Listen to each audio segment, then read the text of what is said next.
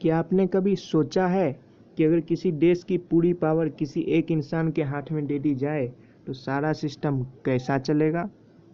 एक लाइन में आंसर दिया जाए तो इसकी कोई गारंटी नहीं है, क्योंकि उस इंसान का जो मन करेगा वो वही करेगा, उसे कोई रोकने टोकने वाला नहीं होगा। इसलिए दुनिया के मैक्सिमम देशों में पावर शेयरिंग की जाती है। पावर शेयरिंग का मतलब है पावर को बांटना, गवर्नमेंट के अलग अलग ऑर्गन्स में, अलग अलग लेवल्स में और डिफरेंट सोशल ग्रुप्स में, ताकि सबको इक्वल इम्पोर्टेंस मिले, झगड़े ना हो और डेमोक्रेसी स्टेबल रहे। इस चैप्टर में हम पावर शेयरिंग को बेल्जियम और श्रीलंका के एग्जाम्पल से समझेंगे।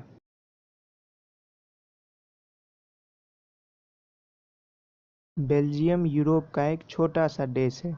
इसके चारों बाउंड्रीज पे फ्रांस, द नीदरलैंड्स, जर्मनी और ल्यूजमबर्ग है। इसका एरिया इंडिया के हरियाणा स्टेट से भी छोटा है और इसका पॉपुलेशन 1 करोड़ के लगभग है। एथनिक कंपोजिशन की बात करें तो इस कंट्री की 59% पॉपुलेशन फ्लेमिश रीजन में रहती है और डच लैंग्वेज बोलती है।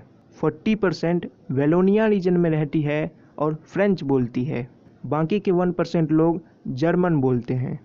बेल्जियम का कैपिटल है ब्रुसेल्स, जिसमें 80% लोग फ्रेंच बोलते हैं और 20% लोग डच बोलते हैं। इसका मतलब ये है कि फ्रेंच स्पीकिंग लोग पूरी कंट्री में माइनॉरिटी में हैं, लेकिन अगर सिर्फ ब्रुसेल्स की बात की जाए तो फ्रेंच स्पीकिंग कम्युनिटी ही मेजॉरिटी है।